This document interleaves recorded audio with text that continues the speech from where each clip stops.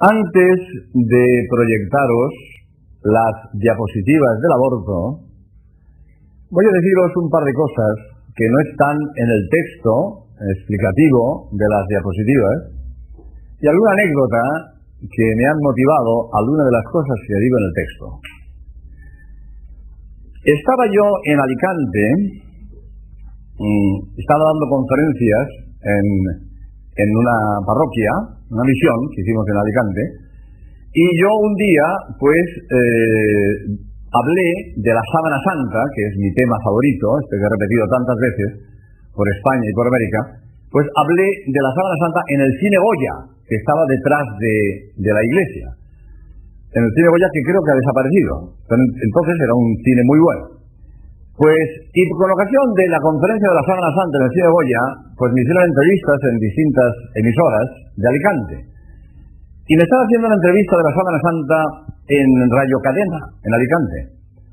Y pasó por allí, o estaba en el estudio, no sé, uno de los directivos de Radio Cadena, y me invitó a que volviera otro día para estar presente en un programa que él tenía que se llamaba Café a las 3, el sábado. Parece que era un sábado. Y yo, padre, ¿por qué no viene usted el sábado? Que tenemos aquí una mesa redonda, tomamos café a las 3, delante de un micrófono, y estamos allí charlando de lo que sale, y viene usted y habla usted también de lo que salga. Ah, pues muy bien, bien. Aproveché, y el sábado siguiente me voy allí a Radio Cadena, y estamos tomando café delante de un micrófono que había en el centro de la mesa, y estaba pues el alcalde de Alicante, un director de una peña deportiva, un actor de teatro, un abogado, no sé quién más, y yo. Y empezamos a hablar. Primero, que si el Madrid, que si no sé qué, el de la peña deportiva, pues allí interviendo, yo callado, no tenía nada que decir. Después, otro que hay allí, pues también con el alcalde, que se iban a hacer un monumento a la dama de Elche, no sé qué, yo callado. Después le pregunta el moderador, le dice al actor de teatro, que no me acuerdo cómo se llamaba, pero que sí, para mí era conocido porque lo había visto en televisión montones de veces, pero ahora mismo no me acuerdo el nombre. Un actor conocido, de los famosos en España. Y estaba allí en Alicante, estaba haciendo una obra de teatro. Y en el teatro, no sé, principal, creo que era. Y le dice el moderador, oye, fulano, ¿y qué estás haciendo? ¿Tu obra cómo se llama? ¿En qué consiste? Y entonces, pues, él cuenta la obra, ¿no? Pues él hacía de padre de familia y tiene una hija soltera, queda embarazada, la hija quería abortar y el padre se opone y hay un dramatismo entre el padre que se niega al aborto y la hija soltera embarazada que quiere abortar. Bien. Entonces interviene el alcalde, el socialista, naturalmente, y le dice, es que no hay derecho de que las mujeres ricas puedan ir a abortar a Inglaterra y las mujeres pobres no tengan ese derecho. Yo pienso, llegó mi turno. Así sí. Y ahora digo yo, oiga usted, el que las mujeres ricas puedan ir a abortar al extranjero no es ningún derecho, es una desgracia. La justicia no está en que se permite a todas las mujeres matar a sus hijos. La justicia está que se castigue también a las que van al extranjero a matar a sus hijos. Y yo, bueno, es que no sabemos cuándo empieza a ser persona humana. Y le digo, no lo sabrá usted, que es político, pero los médicos sí lo saben. Pregunto a los médicos, y los médicos le dirán que desde el primer momento de la concepción hay persona humana, con su código genético personal, intransferible, distinto de los códigos genéticos del padre y de la madre. Es una persona humana desde el momento de la concepción, y eso lo dicen los médicos. Por lo tanto, eso no hay duda que es persona humana. Y entonces entra el actor de teatro, que le quiero hacer un homenaje, porque me dio una idea, que después la he repetido 100 veces, pero a mí no se me había ocurrido. Me la dio él, que por lo visto era una de las frases que él decía en su obra de teatro. Y dice el actor de teatro, pero es que ni en caso de duda sería lícito el aborto, ni en caso de duda. Y fijaros qué ejemplo tan bonito. Dice él, porque si a mí me dan un paquete para que lo tire al mar, diciéndome que es un gato muerto, y yo sospecho que es un niño vivo, y lo tiro al mar con la duda, y resulta que es un niño vivo, yo soy responsable de ese asesinato. Yo no puedo tirar el paquete al agua sin estar seguro que no es un niño vivo. Pero si lo tiro con la duda y es un niño, soy un homicida. Pero tiene toda la razón. Estamos seguros que el aborto es asesinar una persona humana inocente. Pero es que ni en caso de duda sería lícito el aborto. Para que el aborto fuera lícito, teníamos que estar seguros que eso no es persona humana. Y honradamente nadie en el mundo puede estar seguro que eso no sea persona humana. Estamos seguros que es persona humana, pero nadie puede estar seguro que no es persona humana. Por lo tanto, el aborto no es lícito ni en caso de duda. Ya, y este ejemplo que puse el actor de teatro, ya lo pongo yo otro ejemplo que es más corriente, pero que es lo mismo. Si un señor va de casa y ve entre los matorrales algo que se mueve, no sabe si es un hombre o es un jabalí, y con la duda dispara, y resulta que es un hombre, es un asesino, va a la cárcel. Es que tú no puedes disparar con la duda. Si estás seguro que es un jabalí, dispara. Pero no sabes si es hombre o es jabalí. Pero por si acaso es jabalí, ¡plá! ¿Sí? Eso no se puede hacer. Con la duda no puedes disparar. Tienes que estar seguro que no es persona humana. Y nadie puede estar seguro que no es persona humana el niño no nacido cuando, veréis después en las diapositivas, cuando los médicos, premios Nobel de Medicina, colegios de médicos del mundo entero afirman que es persona humana desde el momento de la concepción. Por tanto, ¿quién puede asegurar que no es persona humana? El aborto no es lícito ni en caso de duda. Por lo tanto, el primer punto que quería decir es este, de que es criminal, es criminal el aborto. Por eso yo titulo el vídeo que he hecho con esto, aborto a asesinato de inocentes. Aborto a asesinato de inocentes. Mirad lo que digo, es triste y me da pena tener que hablar aquí, pero estoy convencido, fijaros lo que os voy a decir, estoy convencido que nuestra generación va a pasar a la historia como una generación asesina. ¿Cómo digo? Para vergüenza nuestra. Porque la humanidad terminará por entrar en razón. Terminará por entrar en razón, ya está entrando. Ya en Estados Unidos están de vuelta del aborto. Y en Francia están premiando la natalidad, etcétera, etcétera, aunque no sean por motivos religiosos. Pero en fin, la humanidad entrará en razón. Y las generaciones venideras se llevarán las manos a la cabeza de aquella generación criminal que condenaba a muerte a seres inocentes. ¿Pero qué eran aquellos hombres y aquellas mujeres? A veces yo oigo, cuando en mis conferencias que doy por ahí, muchas veces me hablan de la Inquisición. Y realmente, a veces, pues, te avergüenzas un poco de algunas cosas que hizo la Inquisición. Quizás con la mentalidad de hoy no se harían. Entonces tenían otra mentalidad, en fin, y miraba las cosas desde otro punto de vista, y hacía cosas que hoy nos parecen realmente bochornosas. Y te avergüenzas de algunas cosas de la Inquisición, te avergüenzas de la esclavitud. Pero ¿cómo hubo gente que tenía esclavos y que cuidaba más los animales que los esclavos? Nos avergonzamos de cosas que han ocurrido en la historia de la humanidad. Pues el futuro de la humanidad se avergonzará de nosotros y no comprenderá cómo es posible que hoy en el mundo haya leyes que permiten que las madres maten a sus hijos. No les cabrá en la cabeza. Pero es posible que aquella generación de asesinos, que triste que tengamos que pasar a la historia con el baldón de generación asesina, y pasaremos, porque con el tiempo la iglesia, que no tiene cárceles ni metralletas, pero tiene la verdad. Y la iglesia influye en el mundo con la verdad. Y lo mismo que la iglesia hoy en el mundo, muchísimas de los valores que hay en la humanidad son de la iglesia. Y muchos levantan la bandera, no hay tiempo de hablar, porque si me diría, pero lo voy a decir en un minuto. Lo bueno que tiene el comunismo se lo ha quitado la Iglesia. Si tiene algo bueno, es lo que le ha quitado la Iglesia. La justicia social es la Iglesia. Cuando Marx estaba todavía en el seno del padre, iba a decir yo, ¿no? Mucho más gente que naciera Marx, ya la Iglesia defendía al pobre. ¿Quién hizo los primeros hospitales del mundo? Las primeras leproserías, los primeros orfanotrofios, las primeras escuelas. ¿Quién se ha preocupado del pobre en la historia más que la Iglesia? La justicia social. La Iglesia fue la primera.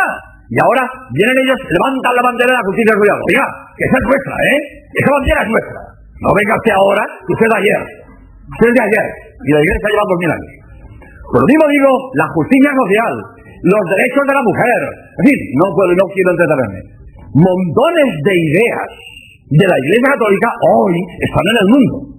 Pues lo mismo, en el futuro, el mundo aceptará el punto de vista de la Iglesia de que no se puede condenar a muerte a un inocente que no ha hecho nada de malo.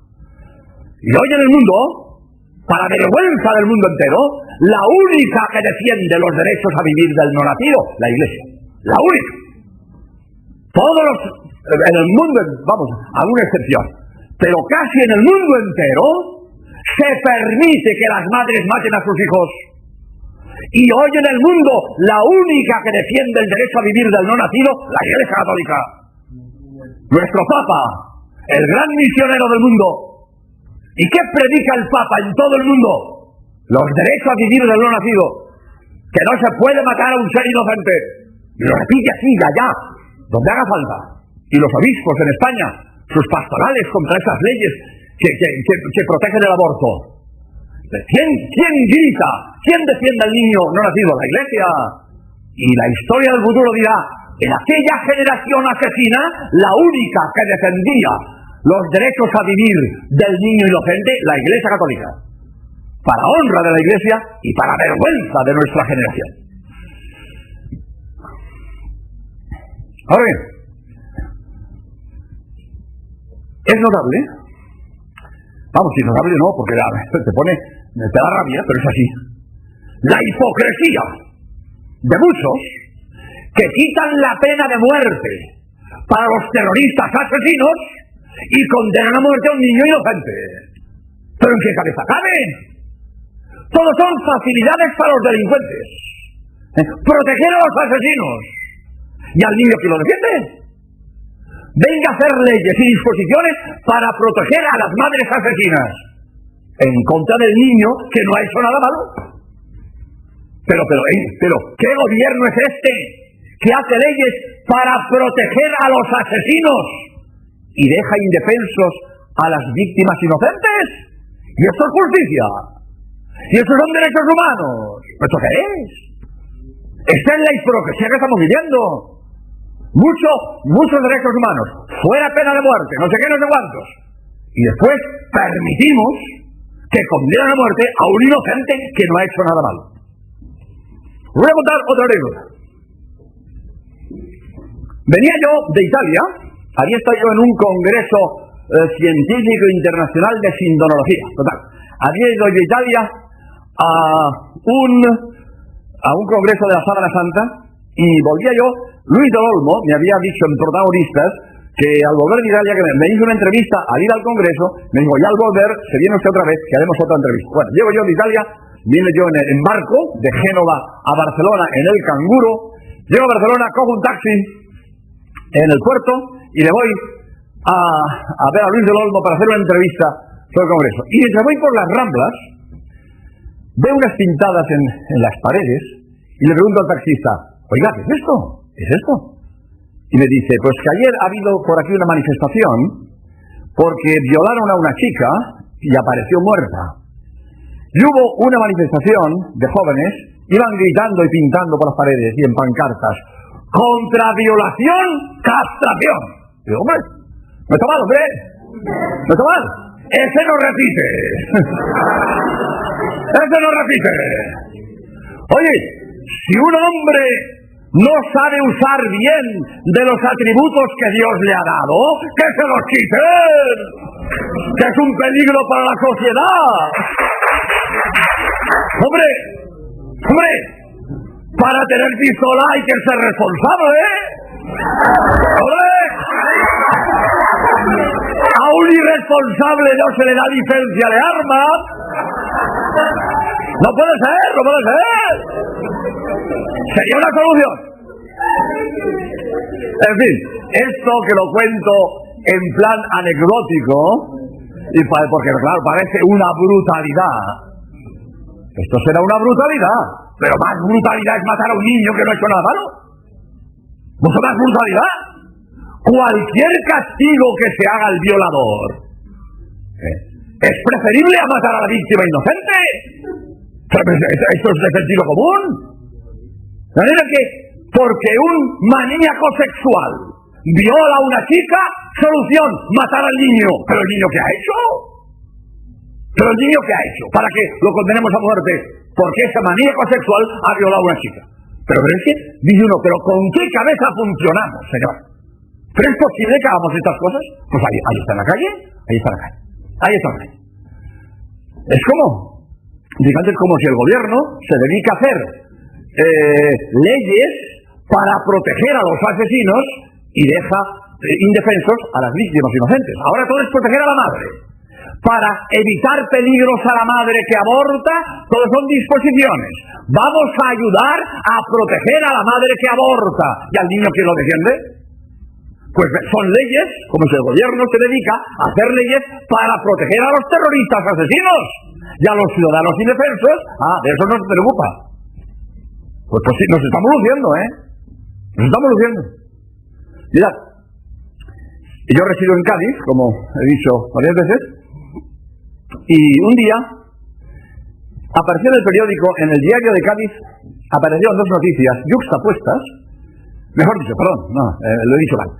Apareció en el diario de Cádiz una carta al director de una señora que se admiraba, y nosotros también nos vamos a admirar, de que había oído por la radio dos noticias yuxtapuestas, pero incomprensibles, una detrás de otra.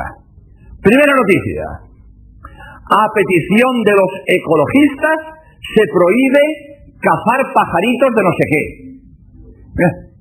A continuación, se amplía la concesión de clínicas para el aborto de no sé qué. Digo, oiga usted, está muy bien que los ecologistas protejan los pajaritos y las plantas. Muy bien, pero bien, ¿es que un niño no vale más que un pajarito? ¿Y es que un niño no vale más que una flor? Hay mucha campaña de ecologistas para proteger pajaritos y plantas. Y después machacamos a los niños, eliminamos a los niños por egoísmo de los mayores. ¿Esto qué es? ¿Qué mundo nos ha tocado vivir? Pues en esta diapositiva que vais a ver ahora, yo he pretendido razonar las cosas. También hay algunas imágenes realmente impresionantes. Pero no se trata solo de impresionar, hay que dar también razones. Tenemos que orar por razones. Y entonces he intentado exponer un texto fuerte, un texto duro, pero un texto bien razonado, un texto lógico y convincente, para que caigamos en la cuenta de que el aborto es asesinato de inocentes y que nunca, como dijo el padre en Madrid, en la Castellana, nunca se puede justificar condenar a muerte a un inocente. Pues dicho esto, vamos a pasar a ver las imágenes y al final tendré coloquio para que todos preguntéis todo lo que queráis. Pues muchas gracias y vamos a pasar ya a la proyección de las diapositivas. Gracias.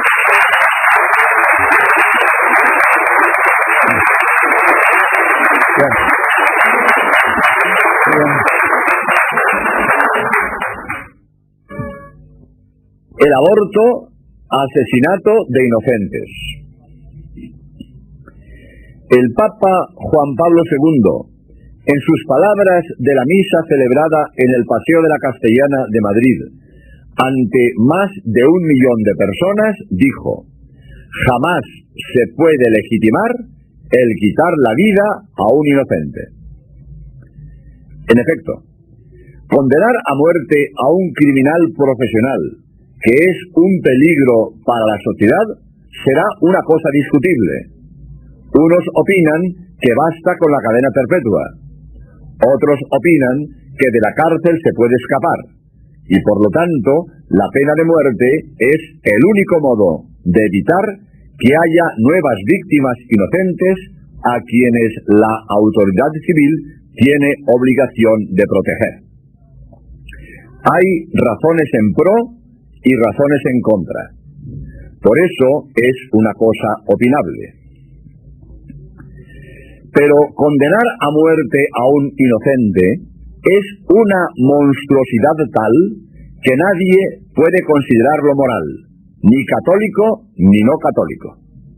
Pues eso es el aborto. Por eso, el Concilio Vaticano II lo llama crimen abominable.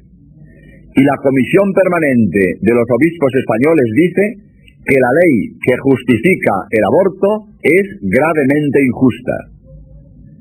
Los abortistas se escudan en que en los primeros meses del embarazo no se sabe si es o no persona humana. Pero ni en caso de duda puede ser lícito el aborto. En efecto, si a ti te dan un envoltorio para que lo tires al mar, diciendo que se trata de un gato muerto, y tú sospechas que es un niño vivo, no puedes tirarlo al mar sin salir de la duda. Y si lo tiras con la duda de que quizás sea un niño vivo, y resulta que era así, serías responsable de su muerte. De igual modo, un cazador no puede disparar sobre un objeto que se mueve entre unas matas con la duda de si es un hombre o un animal. Y si dispara sin salir de la duda y resulta que es un hombre, será responsable de un homicidio. Para que el aborto fuera lícito, los abortistas tendrían que estar seguros de que no hay vida humana desde el primer momento. Y esto es imposible, pues los científicos afirman que la vida humana comienza en el momento de la concepción. El doctor don Ramiro Rivera, presidente del Consejo General de los Colegios Médicos de España, dijo por Televisión Española la noche del 5 de enero de 1983, en el espacio Estudio Abierto: para un médico es indiscutible que desde el primer momento de la concepción tenemos un nuevo ser humano. El 19 de febrero de 1983 se reunió en Madrid el Consejo General de los Colegios Médicos de España. En esta asamblea se elaboró un documento que se presentó a los medios informativos. El manifiesto fue aprobado por los presidentes de todos los colegios médicos de España por 47 votos a favor y una sola abstención. En la declaración se recoge una serie de resoluciones y estudios internacionales sobre aspectos científicos relacionados con el aborto, en los que se ratifica la existencia de vida humana independiente de la madre desde el primer momento de la concepción. Lo mismo opina el doctor Jerónimo Lejeune, especialista en el estudio de los cromosomas y una de las más altas autoridades en el mundo actual sobre genética y biología humana, catedrático de genética de la Universidad de la Sorbona de París y director del Centro de Investigación Científica de Francia. Dice: la condición humana del nuevo ser desde la concepción no es opinable, es una evidencia experimental. El Premio Nobel de Medicina, Dr. Alfredo Kastler, afirma: desde el primer momento de la concepción empieza una nueva vida. El feto es un ser humano, un ser completo, con un código genético irrepetible. Apoyando esta idea, dijo el doctor Botella Llucià, catedrático de ginecología de la Universidad Complutense de Madrid, en el periódico Ya: desde el primer momento, el nuevo ser tiene su código genético individual, distinto de los códigos genéticos de los padres.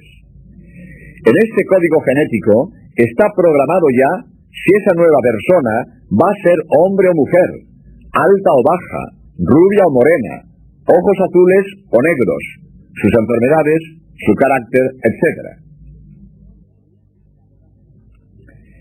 El doctor Luis Zamorano, catedrático de Histología y Embriología General de la Facultad de Medicina de la Universidad Complutense de Madrid, ha dicho en la revista del Consejo General de los Colegios Médicos de España: el óvulo fecundado es un ser vivo que pertenece a la especie de sus progenitores. Es, por lo tanto, un individuo completo de esa especie en fase de embrión. Tiene su personalidad biológica propia. Es un individuo como puede serlo un adulto de su especie.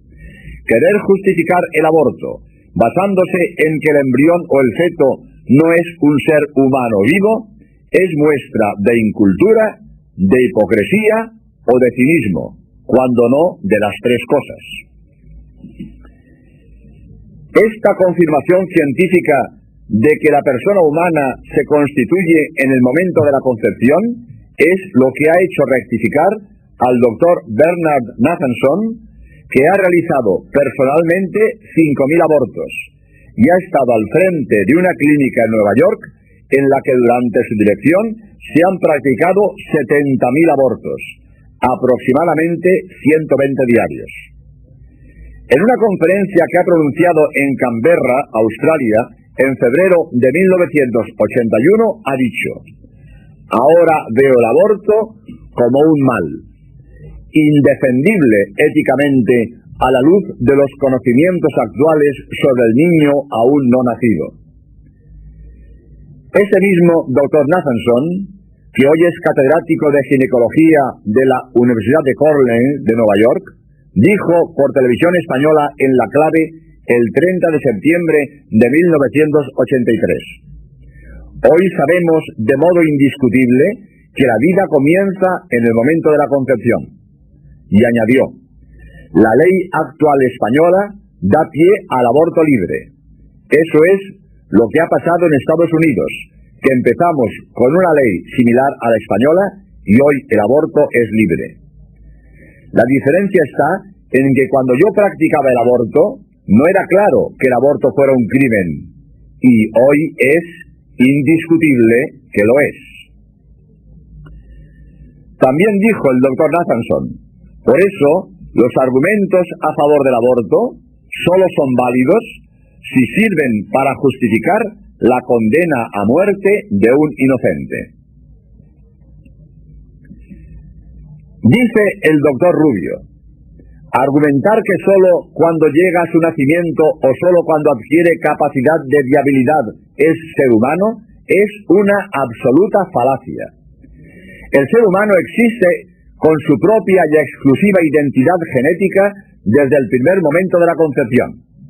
Desde el primer instante de la concepción hasta la muerte, el individuo humano está en etapas distintas de un mismo proceso evolutivo, con solo diferencias morfogenéticas cuantitativas, pero no cualitativas.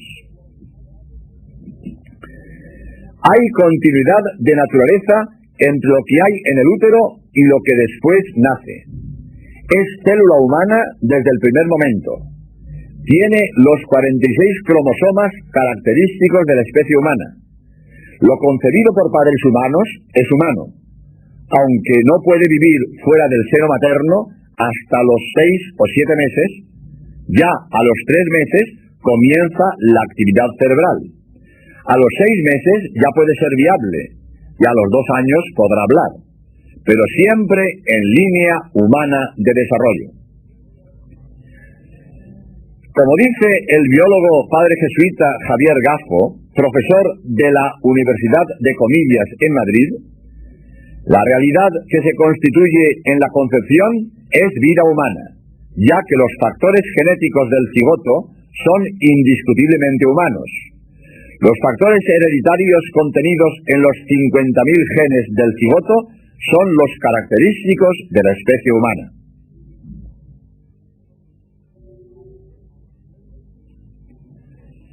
A veces se oye decir a alguno que se autodenomina católico e incluso a algún clérigo palabras ambiguas sobre la despenalización del aborto.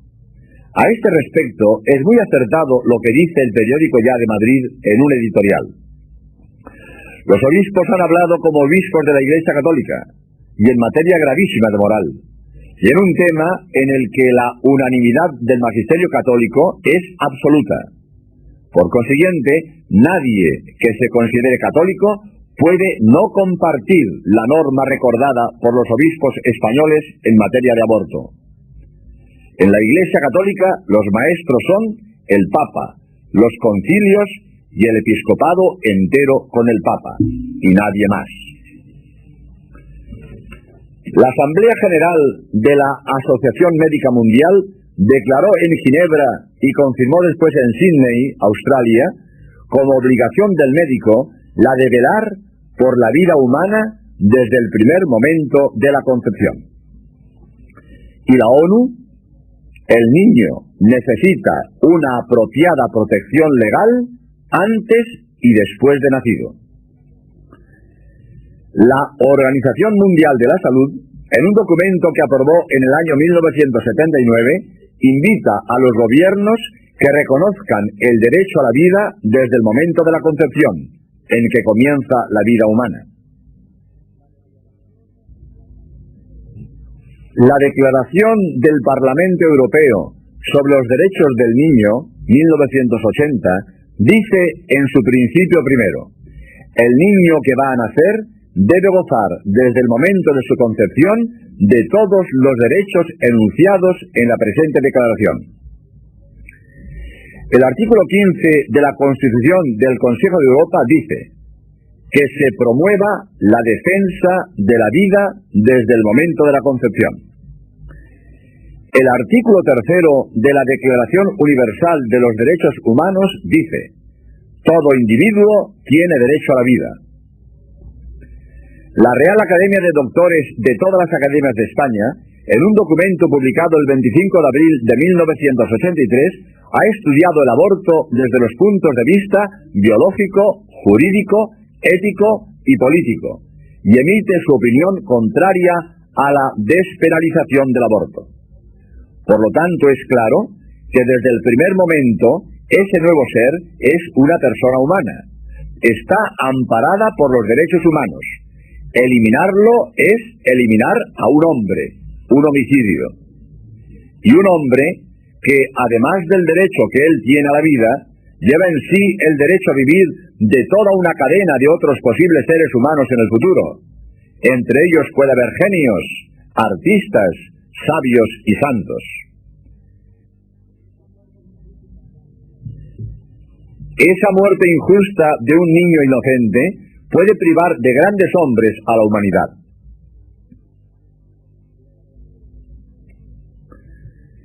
En el artículo 29 del Código Civil Español se dice: el concebido se tiene por nacido para todos los efectos que le sean favorables. Por ejemplo, recibir una herencia. ¿Es que el feto es persona humana para recibir una herencia y no lo es para tener derecho a vivir? Esto es un contrasentido. Vivir es el primero de los derechos humanos, raíz y condición de todos los demás, como dice la declaración de la Comisión Permanente del Episcopado Español. El derecho a vivir es anterior al Estado. El Estado tiene obligación de proteger el derecho a vivir de los ciudadanos, pero no es el Estado quien le concede el derecho a vivir.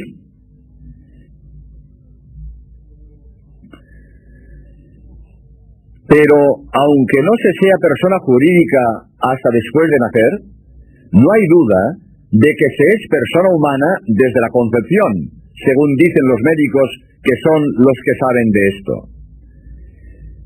Incluso puede decirse que el mismo derecho considera una persona humana al concebido no nacido, pues le concede derecho a recibir una herencia.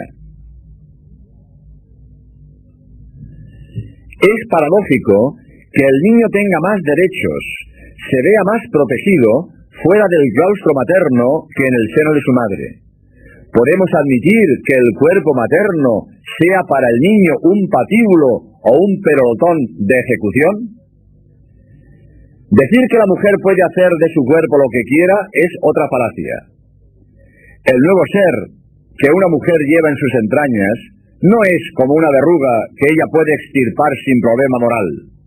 Lo que esa mujer lleva en sus entrañas es un ser humano inocente, a quien no se puede eliminar impunemente. Si se permite asesinar impunemente a un ser inocente e indefenso, ¿qué otra cosa más grave se puede castigar? Estarían de sobra todas las cárceles. Y si se quiere dar permiso a una madre para que mate a su hijo no deseado, ¿por qué no dar también permiso a un hijo para que mate a su madre cuando ésta le estorbe? Es una hipocresía que los mismos que niegan la pena de muerte para asesinos evidentes, que son un auténtico peligro para la sociedad, condenen a muerte a un niño inocente. Los medios de comunicación social bombardean al pueblo insistentemente con viejos y manidos sofismas para convencerle de que la despenalización del aborto es un signo de progreso. ¿Progreso condenar a muerte a un niño inocente por comodidad de los mayores? ¡Qué hipocresía! Y si quien desea la muerte de ese niño inocente es la propia madre, eso no lo hacen ni las fieras. Todas las fieras defienden a sus crías. Las madres que asesinan a sus propios hijos son peores que las fieras. Es horrible el cuadro de Goya donde pinta a Saturno devorando a sus hijos. Quizás esas madres asesinas no sean castigadas por las leyes humanas, pero lo serán por Dios, porque las cosas malas no se convierten en buenas por leyes humanas. La calumnia seguirá siendo una injusticia, aunque hubiera leyes humanas que la admitieran. Las cosas tienen un valor objetivo independientemente de lo que digan los hombres. Por mucho que repitieran algunos que los ríos corren del mar a la montaña, la verdad será siempre lo contrario. Por mucho que algunos quieran justificar el aborto, siempre seguirá siendo verdad que condenar a muerte a un inocente es una monstruosidad. Las leyes humanas podrán despenalizar el aborto, pero lo que jamás podrán hacer las leyes humanas es quitar el remordimiento a las mujeres que abortan. Me decía una chica que había abortado: muchas noches me despierto sobresaltada y me parece ver al niño que asesiné.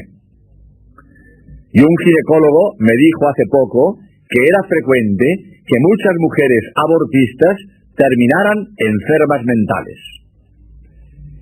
De momento es fácil salir del niño que estorba, pero cuando después ven un niño bonito, un niño gracioso, un niño acariciando a su madre, es inevitable que piensen: así podría ser el mío si yo no lo hubiera asesinado. Esto lleva a perturbaciones mentales. Eso de que no hay derecho que las mujeres ricas puedan ir a Londres a abortar y las pobres no tengan ese privilegio es una barbaridad.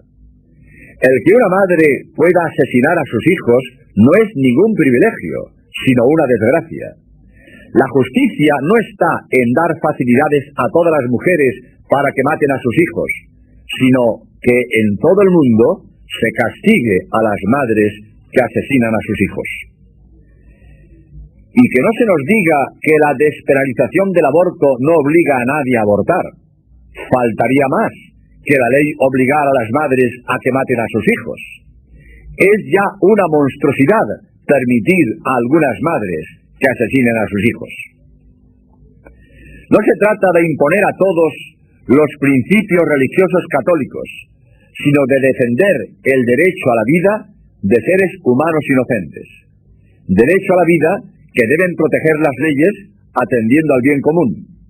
Se trata de prestar nuestra voz a quienes, por carecer aún de ella, no pueden hacer valer el primero y más elemental de sus derechos. Tampoco podemos decir que si de hecho hay abortos, haya por eso que despenalizarlos. Eso es un error. Las cosas no se convierten en buenas por ser frecuentes. En ese caso, habría que permitir también los asesinatos de los terroristas y los atracos a los bancos y comerciantes. Aparte de que de todos he sabido que se exageran las cifras de los abortos clandestinos para impresionar a la opinión pública. Dicen que en España se dan 300.000 abortos clandestinos al año. Pero los abortos clandestinos son difíciles de contabilizar. En cambio, los nacimientos es muy fácil. Si las estadísticas dan 600.000 nacimientos al año, es evidente que en España no aborta una mujer por cada 2 que dan a luz. Decir que hay que despenalizar el aborto porque los abortos clandestinos suponen mayores riesgos para la mujer que aborta es tan absurdo como decir que deben permitirse los asesinatos para evitar riesgos a los asesinos. Ni siquiera se puede permitir eliminar la vida de un inocente en los casos límite, como son peligro de muerte de la madre, posibilidad de que el niño nazca anormal o un embarazo consecuencia de una violación.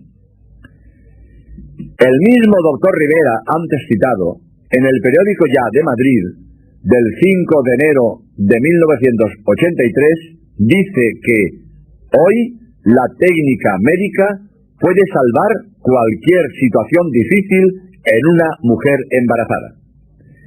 Y el doctor Rubio, en el mismo artículo antes citado, dice: tanto mi experiencia profesional como las comunicaciones de las más prestigiosas autoridades nacionales e internacionales niegan rotundamente que tal circunstancia se dé en la medicina actual. El doctor don Fernando Muñoz Ferrer, jefe del Servicio de Obstetricia y Ginecología de la Residencia de la Seguridad Social de Cádiz, que ha cumplido recientemente 40 años como profesional de la medicina y ha asistido a unos 60.000 partos, afirma: en mis 40 años de profesión nunca he tenido que escoger entre la vida de la madre y del hijo. El peligro de vida para la madre es solo una excusa para poder justificar el aborto libre. El permitir un aborto cuando se tiene un niño anormal es otra barbaridad. El modo de acabar con una enfermedad no es matar al enfermo. El mismo derecho a la vida tiene el niño no nacido que el ya nacido. Y es que vamos a quitar la vida a todos los niños enfermos o a los ancianos decrépitos. ¿Qué sociedad egoísta queremos montar? ¿Qué clase de sociedad es esta que permite liquidar a todo el que nos estorba? Además, la previsión de la anormalidad de los fetos, según dicen los médicos, tiene un enorme margen de error. La prueba es que a las embarazadas de Seveso, Italia, cuando la nube tóxica, se les recomendó abortar. Pues las 1.400 madres que no quisieron abortar dieron a luz hijos perfectamente sanos. Y en España, a las embarazadas enfermas de la colza se les recomendó el aborto porque podían tener niños anormales. Luego resultó, según el doctor Zamarriego, presidente del Consejo del Plan Nacional de Prevención de la Subnormalidad, que de 450 partos de mujeres afectadas por el síndrome tóxico, ninguno de los nacidos ha presentado malformaciones. Si se hubiera hecho caso de las predicciones, se hubieran cometido 450 asesinatos de niños inocentes. Incluso en caso de violación no es lícito el aborto. ¿Es que vamos a remediar una injusticia con otra mayor? Si la violación es una injusticia, que se castiga al violador, pero no condenar a muerte al niño que no tiene culpa de nada. Si el hijo no deseado traumatiza a la madre, puede entregarlo a un matrimonio que desea adoptarlo, pero no matarlo, pues ese pobre niño no ha hecho nada malo para que lo condenen a muerte. La adopción traería la felicidad para todos, para la madre, a la que se libra del trauma de ser asesina de su hijo, al mismo hijo, a quien se salva de la muerte, y finalmente a los adoptantes, a quienes se les permite alcanzar la ilusión de tener un hijo. Recuerdo la frase de la Madre Teresa de Calcuta, Premio Nobel de la Paz: los hijos que vosotras no queráis, no los matéis, dádmelos a mí, yo los cuidaré. El hijo no querido puede ser acogido en una asociación para la adopción y entregarlo a uno de los muchos matrimonios que no pueden tener hijos y lo están deseando. En Madrid, la Asociación para la Protección de la Adopción está en la calle Fernández de la Hoz, número 35. Las madres solteras con problemas serán atendidas en Adedida, calle Fuencarral 41, Madrid. Todo católico está obligado a oponerse al aborto con todos los medios legales a su alcance. Así lo recomiendan los obispos en su declaración de la Comisión Permanente. Por lo tanto, está claro que es inmoral, injusto, egoísta y criminal el aborto voluntario. Por eso, el nuevo Código de Derecho Canónico confirma la excomunión para los que provoquen un aborto voluntario. Los responsables del aborto tienen las manos